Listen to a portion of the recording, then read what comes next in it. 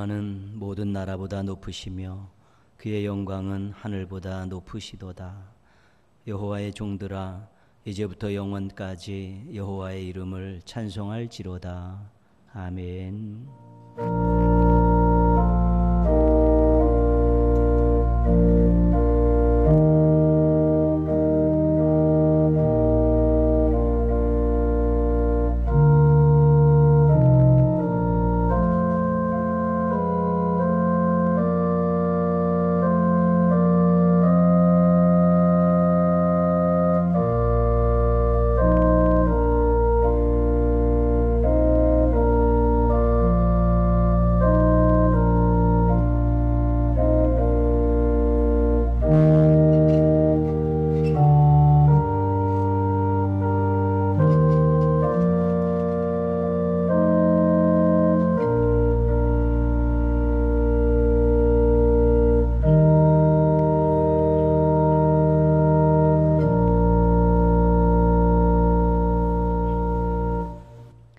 하나님 아버지, 한 주간 저희들의 삶을 인도해 주셔서 감사합니다.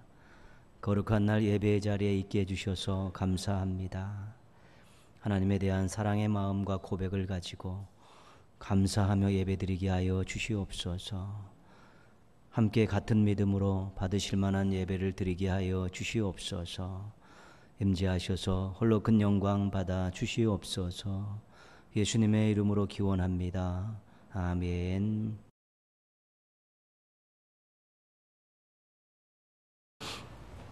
교동문 26번입니다. 교동문 26번 시편 50편 말씀 함께 교독하겠습니다. 내 백성아 들을지어다. 내가 말하리라. 이스라엘아 내가 내게 증언하리라. 나는 하나님 곧 내 하나님이로다.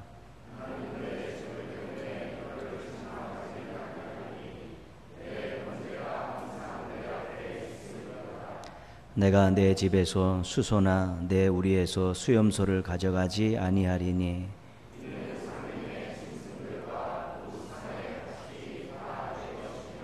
산의 모든 새들도 내가 아는 것이며 들의 짐승도 내 것이미로다.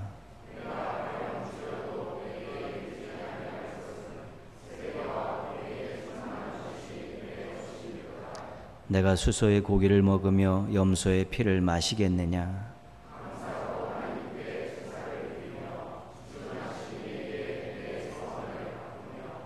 환난 날에 나를 부르라. 내가 너를 건지리니 내가 나를 영화롭게 하리로다. 아멘. 신앙 고백하겠습니다. 나는 전능하신 아버지 하나님 천지의 창조주를 믿습니다. 나는 그의 유일하신 아들 우리 주 예수 그리스도를 믿습니다. 그는 성령으로 잉태되어 동정녀 마리아에게서 나시고 본디오 빌라도에게 고난을 받아 십자가에 못 박혀 죽으시고 장사된 지 사흘 만에 죽은 자 가운데서 다시 살아나셨으며 하늘에 오르시어 전능하신 아버지 하나님 우편에 앉아 계시다가 거기로부터 살아있는 자와 죽은 자를 심판하러 오십니다. 나는 성령을 믿으며 거룩한 공교회와 성도의 교제와 죄를 용서받는 것과 몸의 부활과 영생을 믿습니다. 아멘.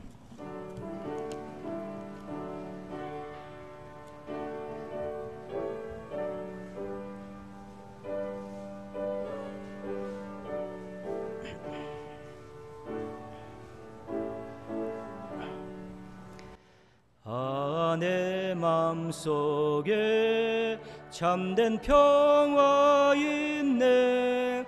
주 예수가 주신 평화. 시험 닥쳐와도 흔들리지 않아. 아 귀하다 이 평안함. 주가 항상 계셔 내 맘속에 주가 항상 계셔 기쁘다. 주 나의 맘에 계셔 위로하시네. 어찌 내가 주를 떠나 살까. 이 귀한 평화 내가 바꿔보니 내 슬픔이 사라지고 맘의 기쁨 넘쳐 주를 찬양하네. 평화의 임금 예수. 주가 항상 계셔 내 맘속에. 주가 항상 계셔 기쁘다. 주 나의 맘에 계셔 위로하시네. 어찌 내가 주를 떠나 살까. 주 날개 아래 내가 사는 동안 이 보배를 빛내리라. 기쁜 그날이 와 주를 만나 뵐 때 그 평화 영원하리. 주가 항상 계셔 내 맘속에. 주가 항상 계셔 기쁘다. 주 나의 맘에 계셔 위로하시네.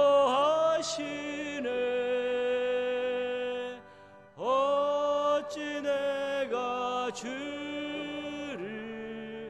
떠나 살까.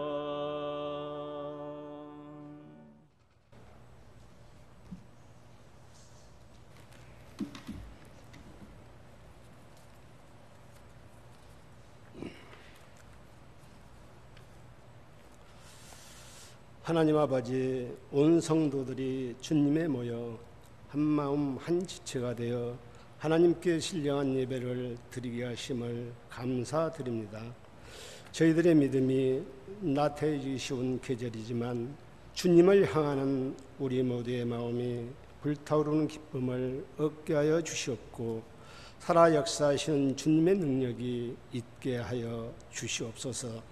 하나님 아버지, 이웃 사랑하기를 내 몸과 같이 사랑하라고 하신 주님, 주님의 사랑은 항상 구하면서 이웃 사랑을 베풀기에 소랬던 마음과 세상에 대하여 무기력했던 순간들을 이 시간 우리 모두 마음속 깊이 회개하오니 주님 넓으신 사랑으로 붙들어 주시옵소서.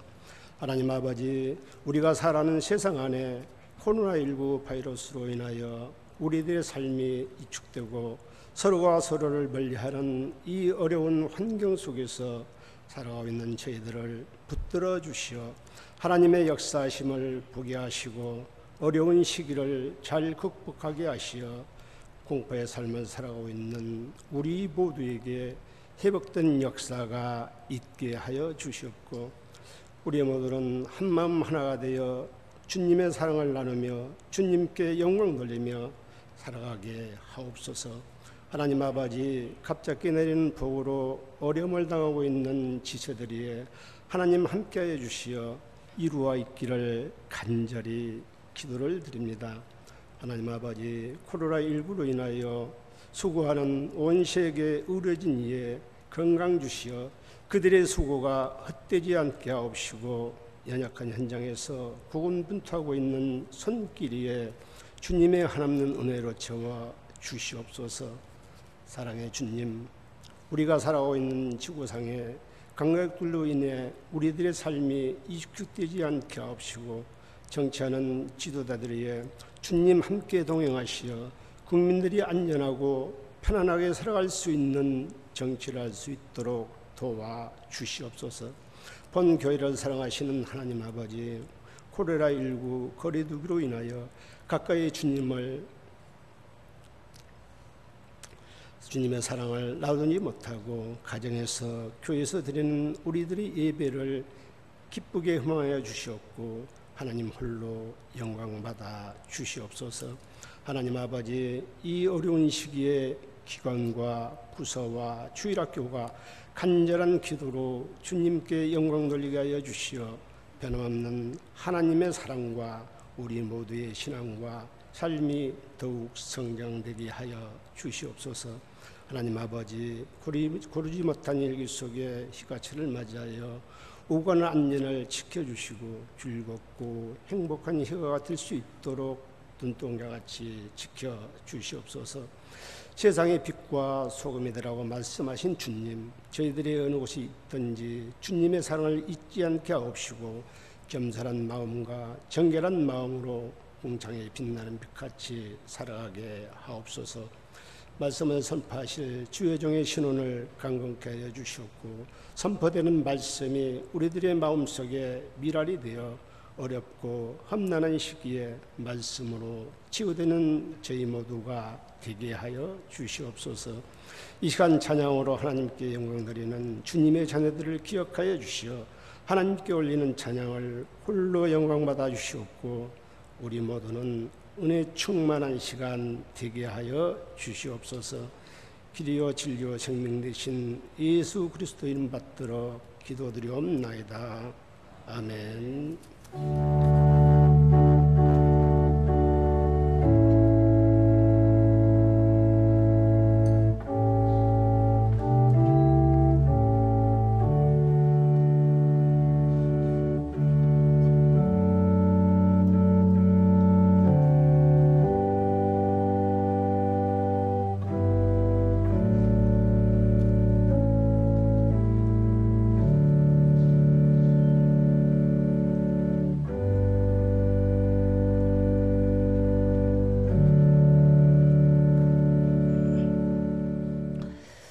교회 소식 몇 가지 알려드립니다. 계속해서 1, 2부 예배, 그다음 영상 예배, 또 새벽 기도회로 교회의 공식 모임은 계속되겠습니다. 날씨도 무더워지는데요. 특별히 또 예배 시간에 또 모였을 때 그 마스크 착용하는 게 굉장히 또 불편해질 수 있습니다. 그래도 그러면 자신을 위해서 또 주변 분들을 위해서 예배 시간에 마스크는 꼭 써주시고, 좀 불편하시면 잠깐 밖에 나가서 좀 바람 쐬고 들어오시더라도 예배 공간 안에서는 마스크 착용을 꼭 해주시기 바랍니다. 1, 2부 예배 때 우리 찬양 순서를 또 맡아주셔서 찬양을 드리고 있는데, 계속해서 또 준비하시고 기도하셔서 또 함께 찬양 드릴 수 있는 그 시간들을 가지셨으면 좋겠습니다. 박지훈 선교사님 가정이 안식년을 맞아서 7월 29일 날 귀국했습니다. 2주 동안 격리 기간 갖고 이제는 수원에다가 거주지를 마련하고 거기서 10개월 동안 또 안식년을 보내게 됩니다.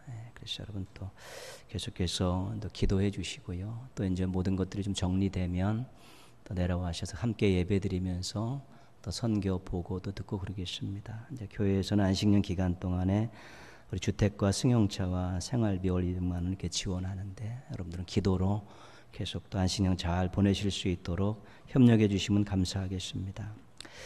지난길 주성식 집사님 어머님이 31일 날 98세로 그렇게 별세하셨습니다. 또 위로해 주시고 또 기도해 주시고요. 6일 날 목요일 날 김범수 전사님, 한희 전사님 목사 고시가 있습니다. 또 잘 통과할 수 있도록 기도해 주시고요. 주보에 없는데 우리 유장홍 집사님께서 내일부터 8일까지 휴가 갖도록 하겠습니다. 기도하겠습니다. 하나님 아버지, 믿음을 선물로 주셔서 또 저희들 구원의 복을 누리며 살게 해주셔서 감사합니다. 자녀 삼아 주시고 귀한 것들을 매일 공급해 주셔서 감사합니다. 하나님 사랑하는 마음으로 또 하나님에 대한 아름다운 고백을 담아서 이 시간 예물을 드립니다. 적은 것이지만 귀하게 크게 사용하여 주시옵소서. 하나님 아버지, 사랑하는 성도들의 마음을 헤아려 주셔서 위로해 주시고 격려해 주시고 소망을 안겨 주시옵소서. 사랑하는 성도들의 발걸음을 인도하여 주셔서 가야 할 곳에 꼭 가게 하시고 가지 말아야 될 곳에 가지 않게 하여 주시옵소서. 사랑하는 성도들의 삶에 도움을 주셔서 하나님 때문에 감격하고 감사하며 살게 하여 주시옵소서. 믿음의 기도를 들으시고 순종의 삶을 살피셔서 행복한 매일의 삶을 살아갈 수 있는 건강한 신앙인들로 우뚝 세워 주시옵소서. 삶의 자리에서 기도하며 땀 흘려 준비하고 수고하는 일에 열매가 있게 하여 주시옵소서. 또 회복을 위해, 새로움을 위해, 아름다움을 위해서 간절히 기도하며 준비하는 또 가정과 생업과 가족들의 미래가 있사오니 능력의 손으로 함께하여 주셔서 깔끔하게 정리해 주옵시고 하나님의 위대하심을 찬양하면서 누리는 삶을 살아가게 하여 주시옵소서. 믿음 때문에, 은혜 때문에 살만한 인생과 가정과 생업을 가꾸어가는 복된 성도들 되게 하여 주시옵소서. 예수님의 이름으로 기도합니다. 아멘. 오늘 주신 하나님 말씀은 구약성경 욥기 42장 1절에서 6절까지 말씀입니다.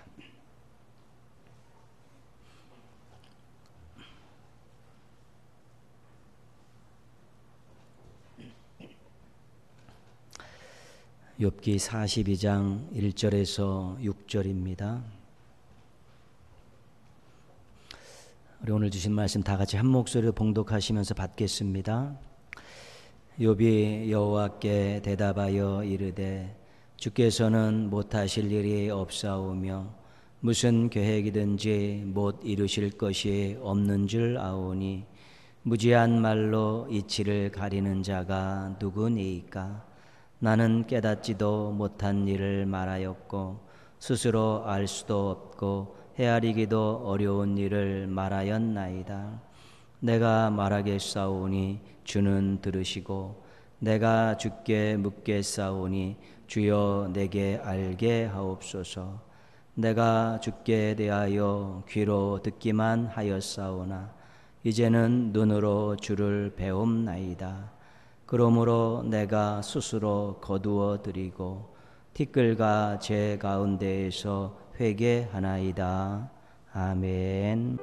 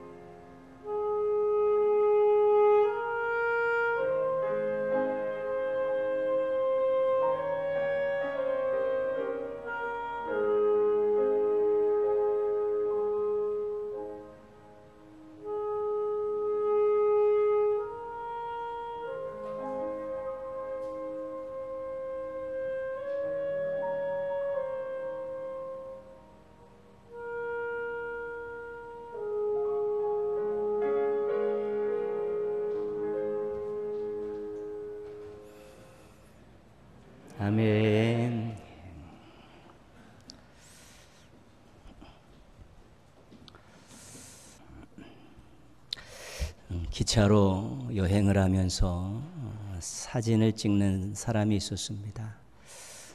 창밖의 풍경을 또 감상하고 또 사람들과 대화하는 것을 이제 즐기는 그런 여행가 겸 작가입니다. 어느 날 여행 중에 어느 중년 부부와 마주 앉게 되었습니다. 근데 그 남편이라는 분은 좀 점잖게 책을 읽고 있었는데 이 부인은 뭐가 그리 불만이 많은지 투덜거리고 있습니다. 좌석이 불편하다, 시트가 지저분하다, 승무원이 불친절하다, 계속해서 투덜거리고 있습니다. 조금 가다가 그 남편이 먼저 이 작가에게 묻습니다. 무엇 하시는 분입니까? 어디 가십니까? 자신이 사진 작가고 여행가라는 거 또 이야기했습니다.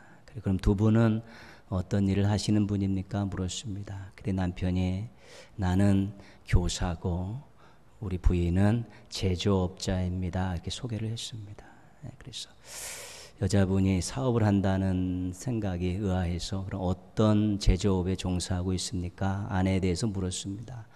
그랬더니 남편이 웃으면서 항상 불평을 만드는 제조업자입니다. 이렇게 소개해갖고 셋이서 빵 터져갖고 웃으면서 여행을 했다는 것이죠. 코로나19로 인해서 힘들고 불편한 일들이 계속되고 있습니다.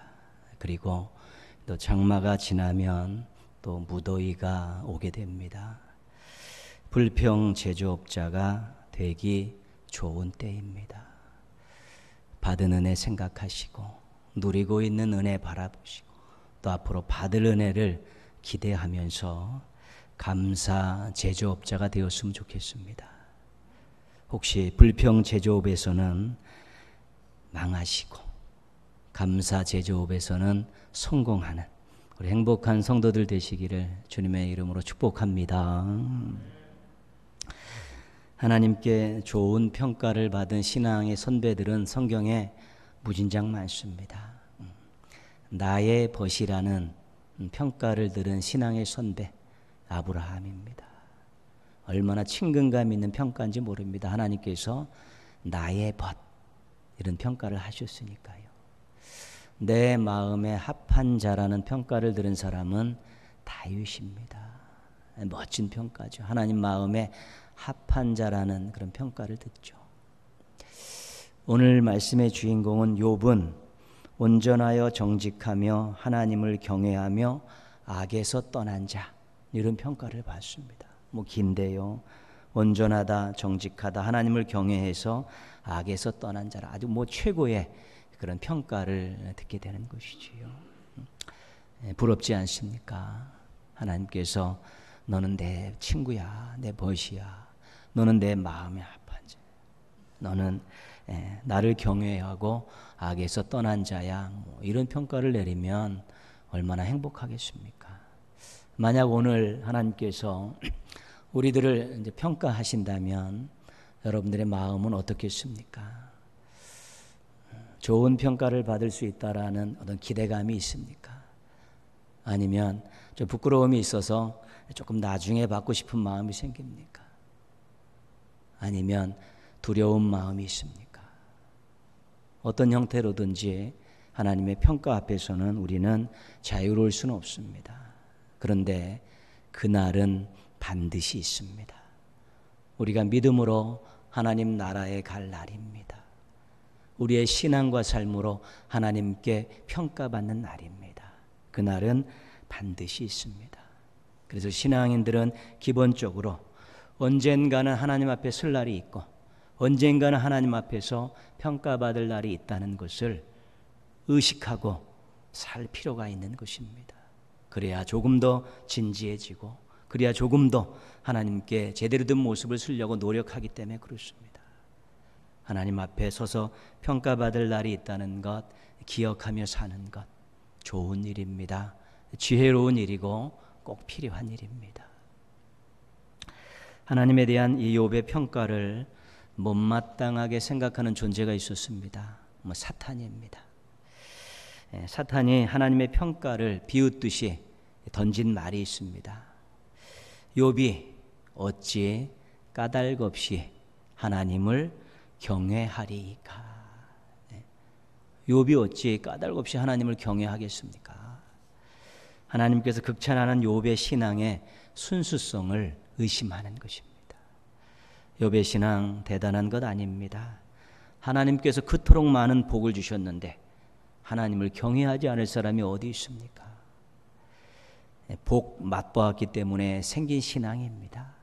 대가를 바라는 신앙입니다. 이 말씀을 듣고도 하나님은 욥의 신앙에 대해 의심하지 않습니다. 그러니까 사탄이 한 가지 제안을 하죠. 주셨던 것 다 빼앗아 보십시오. 주셨던 것 다시 거두어 보십시오. 그 신앙 욥이 유지할 수 있는지 한 가지 제안을 합니다. 하나님께서 그러면 욥의 몸에 손을 대지 않는 조건으로 허락하겠다. 그래서 하나님과 사탄의 내기가 시작된 것입니다. 욥이 하루아침에 자녀들을 다 잃고 모든 재산들을 전부 잃어버렸습니다. 사탄의 제안대로 모든 것들을 다 거두신 것이지요. 그때 이런 극한 상황 속에서 욥이 이런 고백을 합니다. 내가 모태에서 알몸으로 나왔사온즉 또한 알몸이 그리로 돌아가올지라. 주신 이도 여호와시오 거두신 이도 여호와시오니 여호와의 이름이 찬송을 받으실지니이다. 욥의 신앙이 흔들리지 않았습니다. 하나님이 이기셨습니다. 근데 사탄은 집요합니다. 결코 한 번에 물러서지 않습니다. 이번에는 한번 욥의 몸에 손을 한번 대보십시오. 틀림없이 하나님을 욕하는 모습을 보시게 될 것입니다. 하나님께서 생명을 해하지 않는 조건으로 이번에도 허락하셨습니다. 하나님이 여전히 자신이 있으셨고 사탄은 여전히 배가 아팠기 때문에 두 번째 내기가 시작된 것입니다. 욥이 발바닥에서 정수리까지 종기가 나서 아주 죽고 싶을 정도의 그런 고통을 겪습니다. 그것을 보고 욥의 아내가 하나님을 욕하고 죽으라고 옆에서는 소리 지릅니다. 욥이 이런 어려운 상황에서 이런 고백을 합니다. 우리가 하나님께 복을 받았은즉 화도 받지 아니하겠느냐. 역시 욥의 신앙이 무너지지 않았습니다. 하나님께서 또 이기셨습니다. 욥의 이 신앙을 여러 사람들이 칭찬하면서 명칭을 붙입니다. 위대한 신앙이다. 대쪽 같은 신앙이다. 붙박이 신앙이다. 이런 신앙에 찬사를 아끼지 않는 명칭들을 붙입니다. 그 중에서 한 가지 인상적인 명칭은 뭐냐면 욥은 제로신앙이라는 게 제로신앙이에요. 제로신앙이라는 건 뭐냐면 자신의 처음 상태, 태어날 때의 처음 상태가 제로라는 것입니다. 그러니까 그 이후에 자신에게 주어진 것은 모두가 다 복이고 감사의 조건이라는 것입니다. 그런데 제로에서 주셨던 그 많은 것들 다 걷어가셔도 자기가 제로가 돼도 그것은 당연한 것이고 불평할 거리가 안 된다는 것입니다. 그런 의미에서 욥의 신앙을 제로신앙이라고 해요. 그 제로신앙에는 불평이 없고 감사만 있는 것입니다. 이 주권신앙은 이 제로신앙 위에서 다시 생기는 건강한 신앙입니다. 주시는 것도 거두시는 것도 모두 하나님이십니다. 복을 주시는 분도 화를 주시는 분도 하나님이십니다. 그 주권신앙에는 인정과 순종이 있는 것입니다. 우리 신앙이라는 것이 항상 자기 중심으로 모든 것들을 생각하고 판단하게 되면 거기에는 반드시 허점들이 나타나게 되어 있습니다. 그러나 하나님 중심으로 생각하면서 나의 모든 것의 주인이 하나님이시고 하나님의 것을 하나님이 주셨으니까 감사한 것이고 하나님이 하나님 것을 다시 취하셨으니까 내가 뭐 불평할 것이 있겠습니까? 라는 이런 마음들로 갈아가는 이 신앙이 정말로 불평을 잠재우고 감사하면서 하나님의 주권을 인정해드리는 모습으로 살 수 있는 건강한 신앙인데 욥의 신앙의 이 초창기의 한 면이 이 제로신앙, 주권신앙입니다. 아무리 어렵고 힘들고 다 빼앗겨도 불평이 없습니다. 당연하다고 생각하고 또 감사하게 여기면서 또 하나님을 의심하고 하나님에 대해서 또 좋지 않은 그러한 행동을 하는 것들이 전혀 나타나고 있지 않습니다. 건강한 신앙을 꿈꾸십니까? 그러면 제로신앙을 생각하시고 주권신앙을 생각하십시오. 제로신앙을 가지고 자신의 모든 소유에 대해서 잘 판단하시고 주권신앙을 가지고 주인이 누구이신가를 잘 판단하게 된다면 불평보다는 감사를 많이 할 수 있는 행복한 삶을 살아갈 수 있게 될 것입니다. 근데 욥이 갑자기 돌변합니다. 왜 신실하게 사는데 고난을 당해야 되느냐? 이런 고난을 당한 만큼 죄를 짓지 않았다. 나는 하나님께 이 부분에 대해서 설명을 드려야겠다. 당장 욥의 마음에 이런 것들이 이제 생겨났죠. 어려움을 당하면 보통 사람들이 다 하는 이야기들입니다. 3명의 친구들과 이 내용으로 3번에 걸쳐서 논쟁을 했는데 결론이 나지 않습니다. 엘리후라는 사람이 나타나서 장황하게 설명을 했지만 뾰족한 해결점이 나오지 않습니다. 결국 하나님께서 욥에게 나타나십니다. 사탄과 내기를 하셔서 만들어낸 일이기 때문에 그걸 주도했던 분이 설명을 해야 되는 것입니다. 그 욥기 뒷부분에 보면 하나님이 나타나시죠. 이제 욥은 하나님이 바라는 그 일을 해주시고 설명해 주실 것이라는 기대를 갖게 된 것이고, 욥기를 읽다 보면 우리도 그 마지막 부분에 가면 잔뜩 기대에 부풀게 됩니다.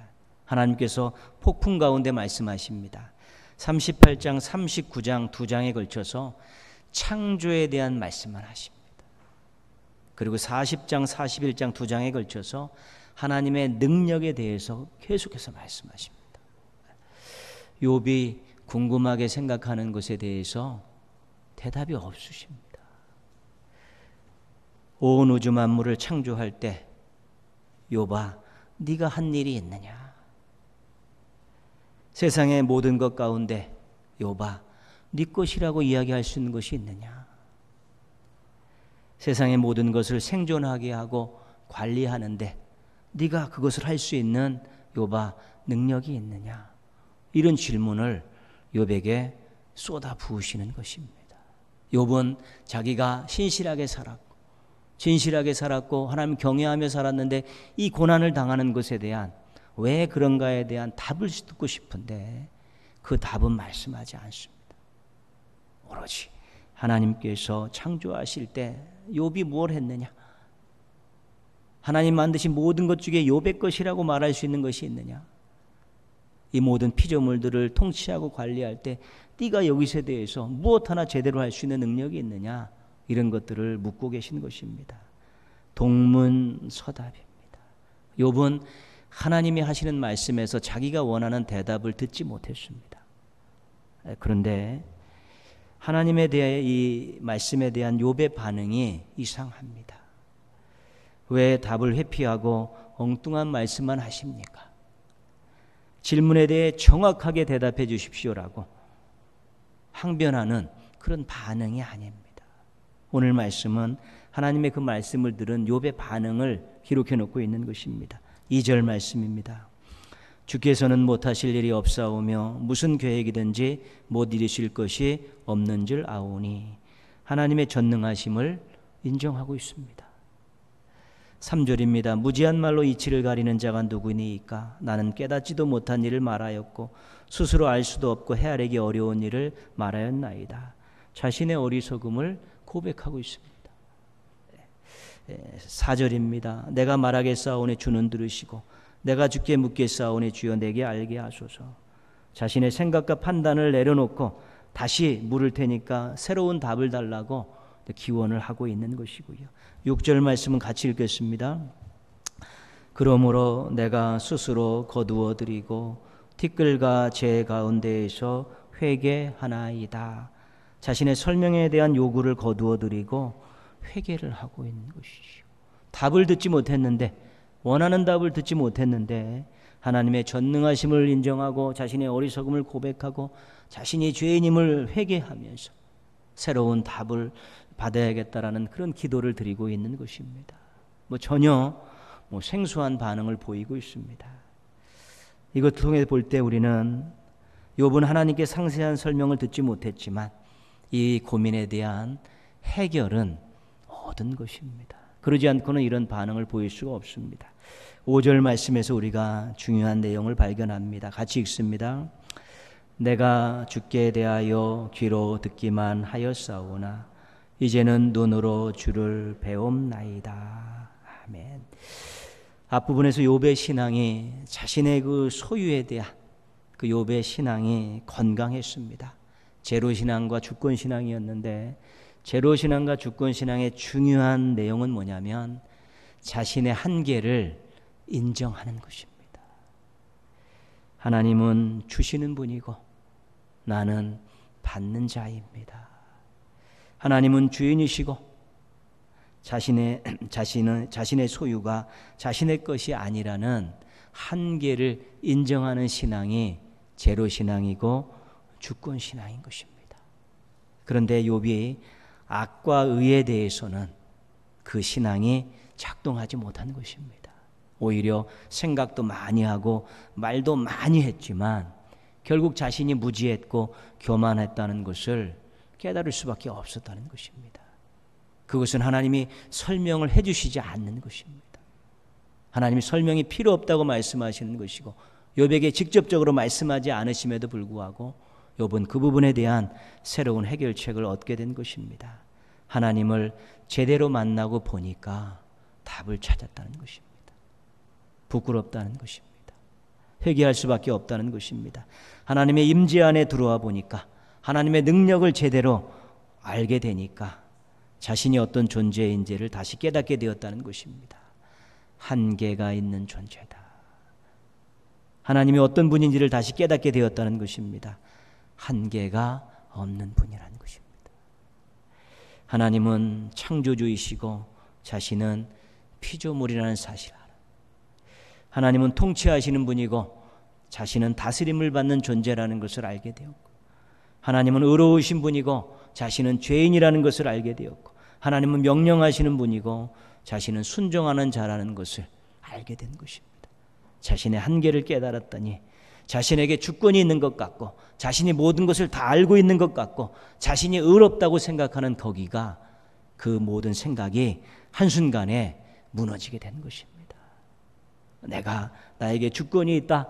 내가 모든 것을 다 알고 있고 내가 의롭다는 이것이 바로 자신이 한계를 넘어선 죄를 범했다는 것을 깨닫고 그가 회개하기에 이른 것입니다.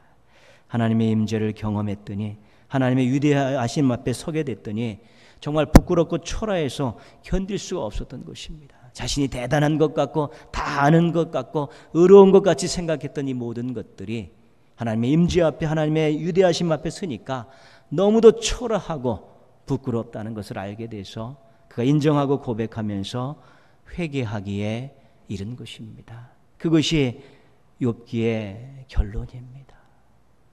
한계를 알아라. 하나님 앞에 섰을 때 자신의 한계를 알 때 자신이 주권이라는 것, 자신의 지식이라는 것, 자신의 의로움을 주장하는 것이 정말 아무것도 아니라는 것, 하나님 앞에서는 그런 것들을 주장할 만한 가치 있는 인생이 아니라는 것을 알게 되면서 그 부분에 대한 해답을 요구하는 것이 아니라 한계를 넘어선 자신의 부끄러움을 하나님 앞에 내놓게 되었다는 것입니다. 우상 숭배는 한계를 넘어서도 한참 넘어선 행동입니다. 창조주의 자리에다가 피조물을 앉혀놓고 경배하는 것입니다. 이것은 하나님의 존재와 주권을 넘어서는 일이기 때문에 그렇습니다. 그래서 우상 숭배는 가장 엄벌하는 그런 죄악 중에 한 가지죠.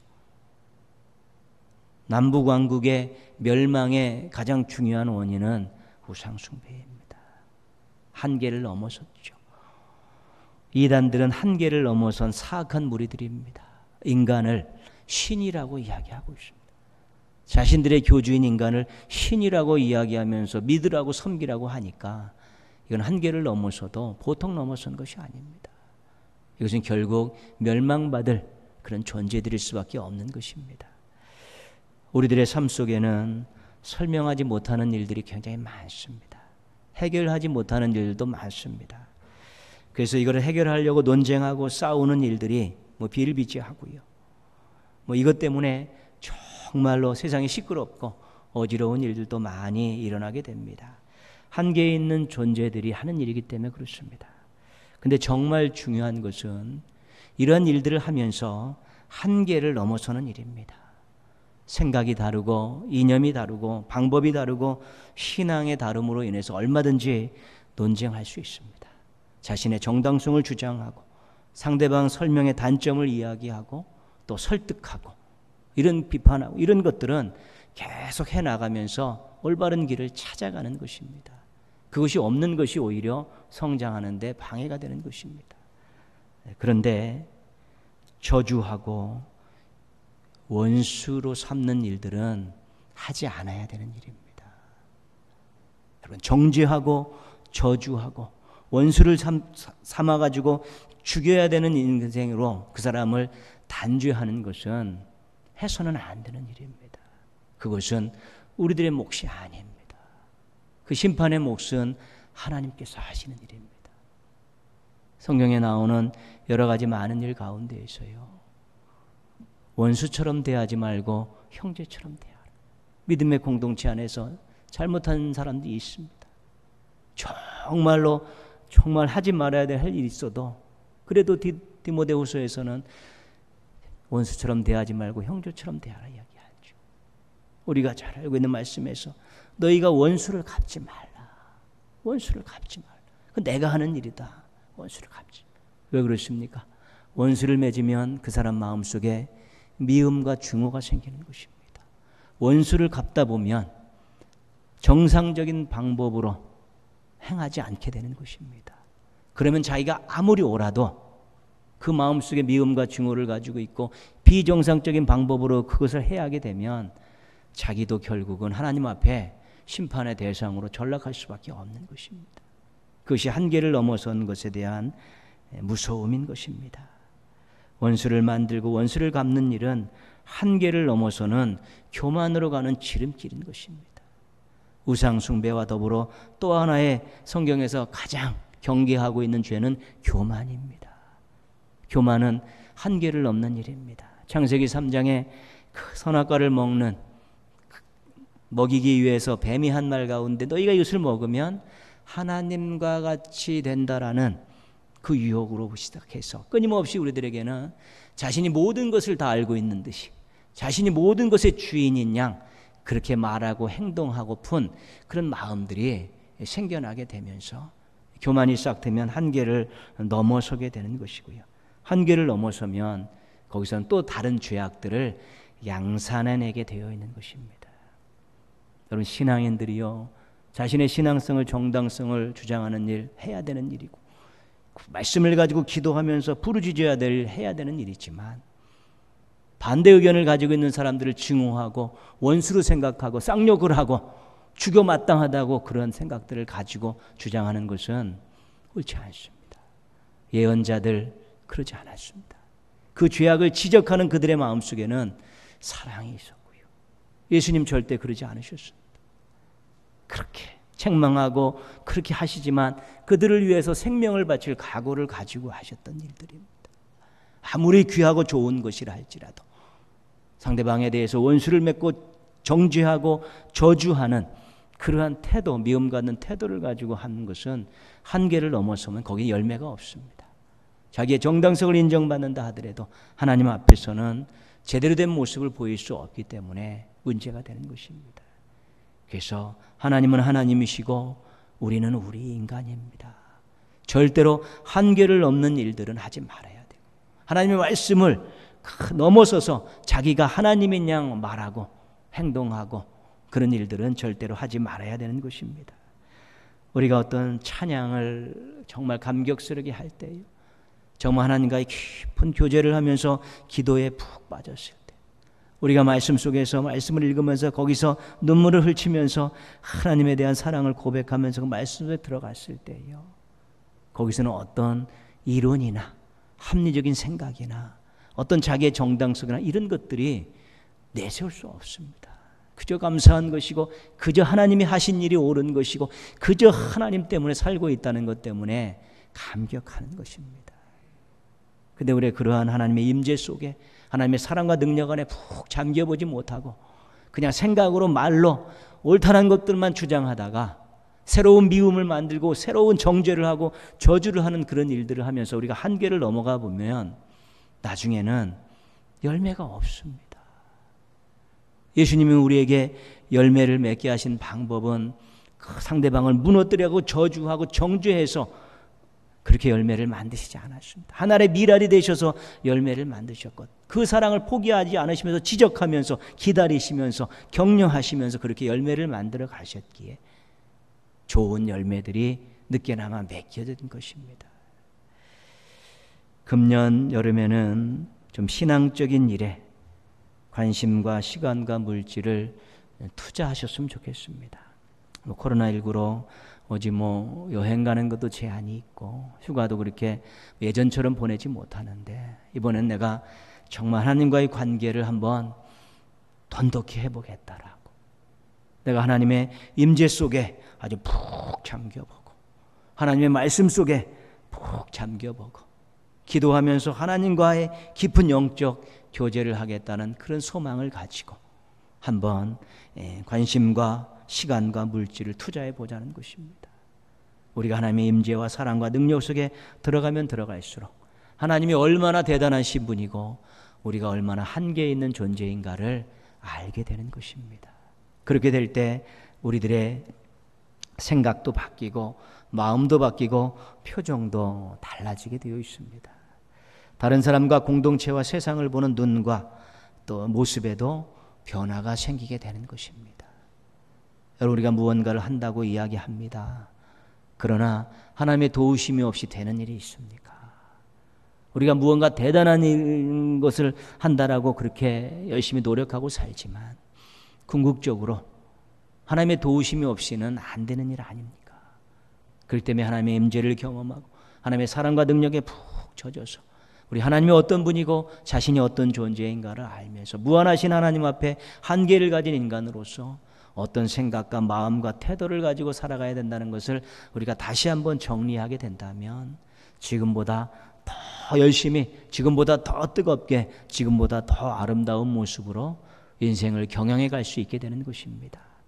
그렇게 될 때 또 우리 속에 당면한 많은 크게 생각했던 문제들을 우리 하나님께서 얼마든지 해결해 주실 수 있고 하나님의 인도함을 받을 수 있다라는 그런 확신이 들면서 우리의 초조함이 좀 여유로 바뀌고 우리의 답답함이 시원함으로 바뀌고 우리의 동분서주가 주 앞에 무릎 꿇으면서 땀 흘려 기도하는 그런 새로운 모습들로 바뀌면서 삶에 또 아름답고 놀라운 일들을 경험할 수 있게 될 것입니다. 우리가 믿는 하나님은 위대하신 하나님입니다. 우리는 모든 면에 있어서 한계를 가지고 있습니다. 절대로 주권이라든가 지식이라든가 의로움에 있어서 한계를 넘어서는 교만한 마음을 갖지 않아야 됩니다. 그러기 위해서는 하나님의 임재 속에 들어가고 하나님의 사랑과 능력 속에 푹 잠기면서 자신을 다시 한번 돌아볼 충분한 필요가 있는 것입니다. 여러분 우리가 어떤 좋은 또 미래를 위해 직업을 위해 자기 꿈을 위해서 얼마나 많이 투자합니까?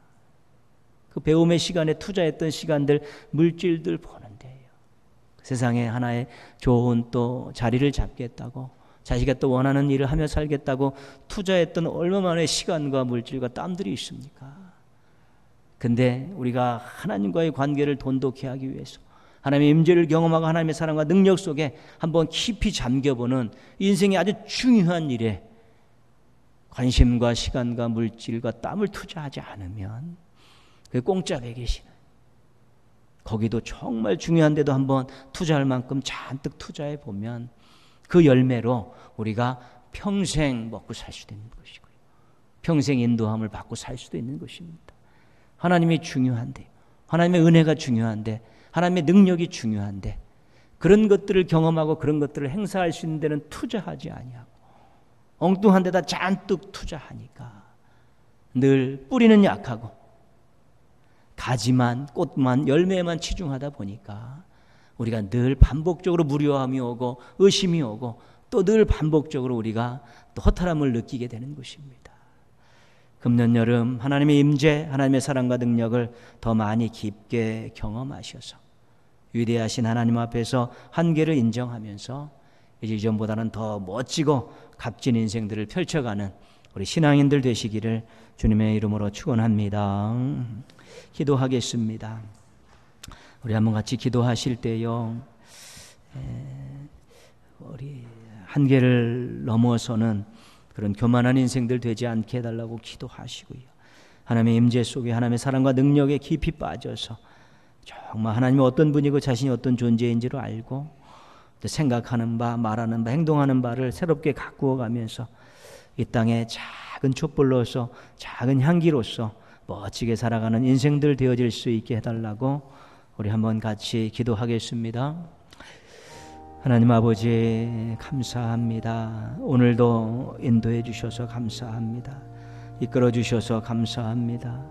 하나님 아버지, 저희가 정말로 우상 숭배하지 않고 또 하나님 아버지의 이단을 추종하지 않지만 또한 교만하지 않도록 도와주셔서 한계를 넘어서지 않게 하시고 늘 하나님 앞에 겸손한 모습으로서 자신의 인생들을 맡기고 경영해 갈 수 있도록 도와주시옵소서.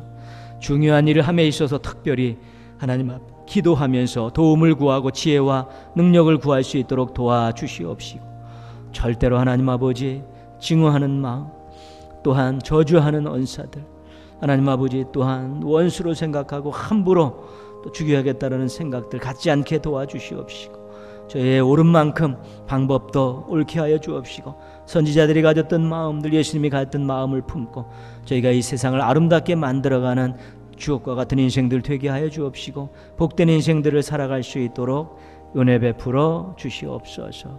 하나님 함께 하여 주시고 인도하여 주시고 도와주시고, 삶의 자리에서 저희들의 마음과 또 표정과 언어들이 또 사람들을 대하는 태도들이 많이 달라지고 일을 처리하는 모습들도 많이 달라져서 정말 하나님의 사랑을, 하나님의 능력을, 하나님의 위대함을 보여주며 살아가기에 부족함이 없는 신앙인들 되게 하여 주시옵소서.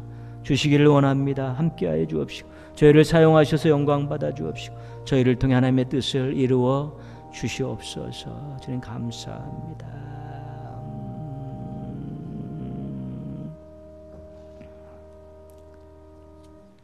예수님의 이름으로 기도합니다. 아멘. 431장 찬송합니다.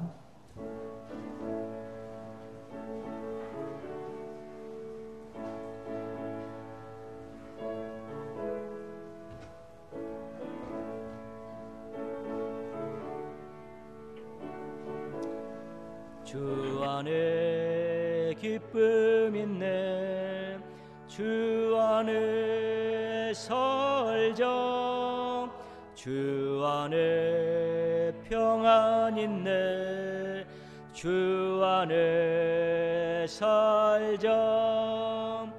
불안이 연기처럼 스며들어도 주 안에 사는 마음 기쁨 넘치네.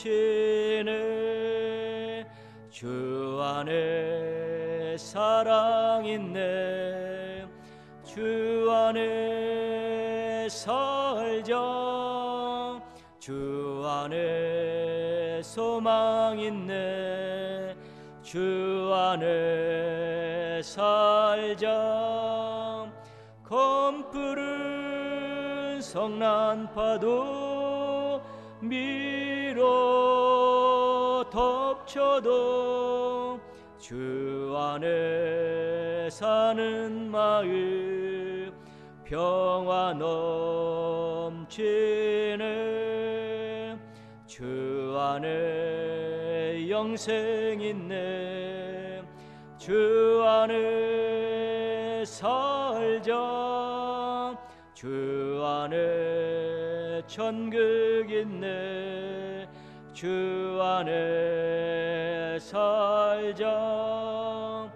불길이 지옥처럼 솟아올라도 주 안에 사는 마음 생명 넘치네.